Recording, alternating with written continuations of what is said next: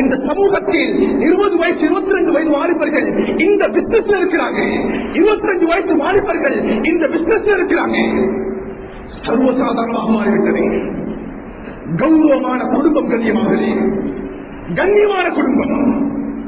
நானும் செல்வந்தனாக என்னை காட்டிக் கொள்ளணும், எனக்கும் சமூகத்தில் ரெஸ்பெக்ட் வரணும். நான் இந்த இடத்துல தாழ்மையாக ஒரு விடயத்தை நான் சொல்லிக் கொள்ள விரும்புகிறேன். கண்ணியமாகவே நாம் நலன் விரும்புகள் இருக்கிறோம், ஊர் ஜமாத்தினர்கள் அமர்ந்திருக்கிறோம். இந்த விடயம் இந்த மிம்பர் மேடைக்குரியது மாத்திரமல்ல. கண்ணியமாகவே இன்றைக்கு ஹராமான சம்பாத்தியங்களை சம்பாதிக்கக்கூடிய பணங்கள் இன்று மற்றவர்களுக்குள்ளால் வருகிறது. ஹராமான சம்பாத்தியங்கள் மதரசாக்குள்ளால் செல்கிறது. ஹராமான சம்பாத்தியங்கள் பாடசாலைக்குள்ளால் செல்கிறது. மிக பெரும் பொறுப்புதார்கள் நாம். இந்த மனிதனுடைய தொழில் ஹராம், இந்த மனிதனுடைய சம்பாத்தியம் நஜீஸ், இந்த மனிதனுடைய சம்பாத்தியம் அருவருப்பான சரியத்துடைய பார்வையில் மஸ்ஜிதுக்குள்ளால் அந்த சம்பாத்தியத்தினுடைய ஒரு துளி கூட வந்துவிடக் கூடாது. மதரசாக்குள்ளால் ஒரு துளி கூட வந்துவிடக் கூடாது. படிக்கக்கூடிய பாடசாலை மாணவர்களுக்குள்ளால் ஒரு துளி கூட வந்துவிடக் கூடாது. இன்று இந்த பாவம் என்பது ட்ரெண்டாக மாறிவிட்டது. எவ்வளவு தான் பேசினாலும் இதனுடைய விபரீதங்களை முன்வைத்தாலும் கூட அல்லாஹ் அக்பர், ஷைத்தானியத்துடைய தாக்கம் இதில் மிகவும் ஆழமாக ஊடுருவிட்டது. யஹூதியத்துடைய தாக்கம், நஸ்ரானியத்துடைய தாக்கம், யூத கலாச்சாரத்துடைய தாக்கம். இந்த மதுபோதை உருவாக்கியவன் யூதன், அவன் பாவிப்பது கிடையாது. முஸ்லிம் சமுதாயம் இதை சீரழிந்து கொண்டிருக்கிறது. கண்ணியமானவர்களே, உண்மையிலேயே இந்த உலகத்தில் மதுவையும் போதையையும் முழுமையாக அனுபவித்த ஒரு சமூகம் இருக்கும் என்றால் ரசூல் அவர்களுக்கு முன்னால் இருந்த சஹாபாக்கள் தான். அவர்களை விட மதுவை முழுமையாக அனுபவித்தவர்கள் உலகத்தில் யாரும் கிடையாது.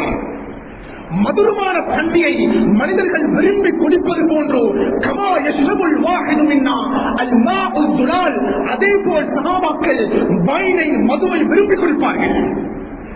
வீட்டுக்குள்ள ஒரு கெஸ்ட் வந்துட்டாருங்க, வீட்டுக்கு நாங்க சொல்லுவோம், நீங்க காஃபி ரெடி பண்ணுங்க, டீயை ரெடி பண்ணுங்க, ஜூஸ் ரெடி பண்ணுங்க. கண்ணியமானவர்களே, மதீனாவுடைய வாழ்க்கை சஹாபாக்கள் எந்த விருந்தாளி வீட்டுக்குள்ள வந்தாலும் முதல் விடுத்தமாக சஹாபாக்கள் அந்த விருந்தாளிக்கு கொடுப்பது மதுபானம், வைன். அவ்வளவு ஆழமாக மதுபானத்தில் போதையில் சஹாபாக்கள் அனுபவித்தார்கள். அன்பர்களே, அனைத்து விடு மாலிக்கு சொல்றாங்க, அபூ தல்ஹா வீட்டுக்குள்ள நான் இருக்கிறேன். அல்லாஹ் அக்பர், சஹாபாக்கள் வந்திருக்கிறாங்க. அவர்களுடைய கையில நான் சிறிய சிறிய கப்புகளை கொடுத்தேன், குவளைகளை கொடுத்து விட்டேன். அபூ தல்ஹாவுடைய வீட்டில் இருந்த கிலோ வைனை எடுத்து நான் ஊற்ற ஆரம்பித்தேன். குந்து சாக்கில் சஹாபாக்களுடைய கையில் மதுபான கிண்ணங்கள் வந்துவிட்டன, குடிக்க ஆரம்பித்தார்கள். அந்த தருணத்தில் வீட்டுக்கு வெளிப்புறமாக ஒரு சத்தம் கேட்டது, ஒரு அனௌன்ஸ்மெண்ட். அபூ தல்ஹா சொன்னாங்க, அனஸ் இப்னு மாலிக், நீங்க தலைய போட்டு பாருங்க, என்ன சத்தம் வருது. என்ன சத்தம் அது?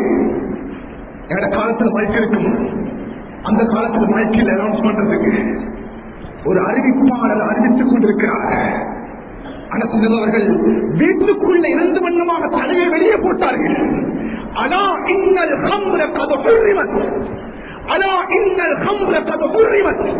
தலையை உள்ளுக்கு போட்டு சொன்னாங்க, அபூ தல்ஹா, மதுபானம், போதை ஊட்டக்கூடிய விடயங்கள் ஷரியத்தில் ஹராமாக்கப்பட்டு விட்டதா, குர்ஆன் வசனம் இறங்கி விட்டதா.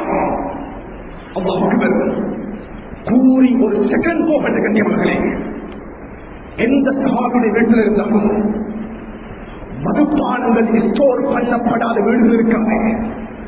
நீண்ட காலம் மதுபானங்கள் ஸ்டோர் பண்ணப்பட்டால்தான் அந்த மதுபானத்திற்கு வேல்யூ உண்டாகும்.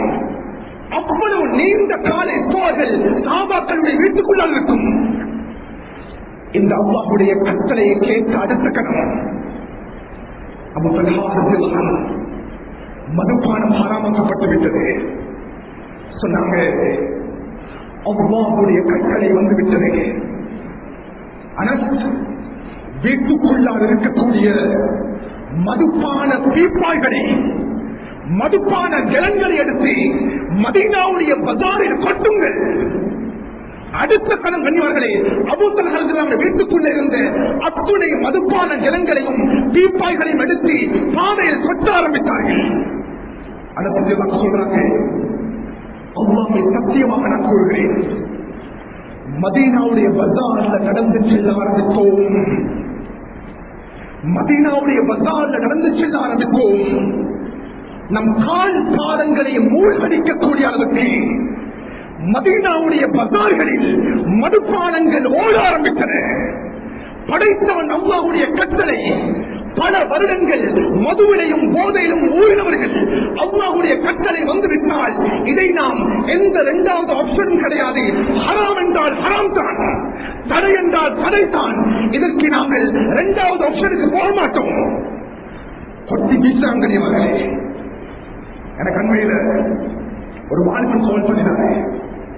அதற்கு நான் கவர்மெண்ட் ஜாப்ல வேலை பண்றேன்.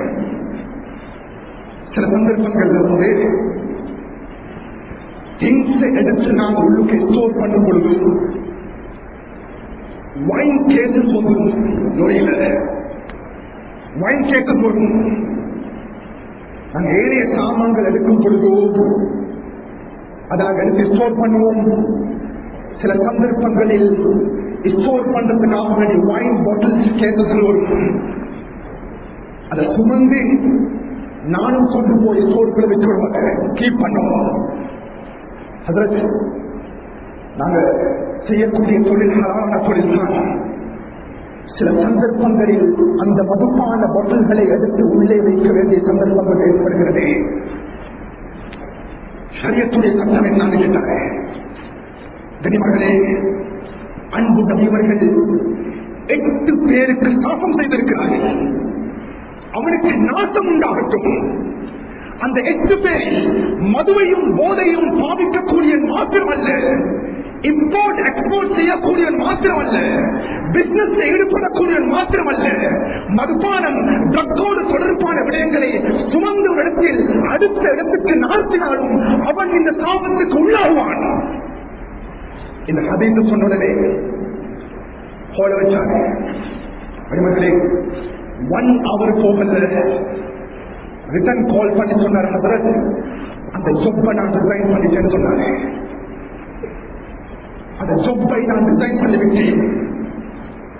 அல்லாஹ் தடுத்த ஹராமாக்கிய நஜீஸான அசுத்தமான இந்த செயல்பாடுகளில் என்னுடைய சம்பாத்தியம், என்னுடைய தொழில், என்னுடைய வருமானங்கள், என்னுடைய குழந்தைகள், என்னுடைய மனைவி மக்களுக்கு கொடுக்கக்கூடாது. அதனுடைய ஒரு டொப் கூட செல்லக்கூடாது, ஒரு துளி கூட செல்லக்கூடாது என்ற விடயத்தில் சமூகத்தில் ஈமானிய உள்ளம் படைத்தவர்கள் இருக்கிறார்கள்.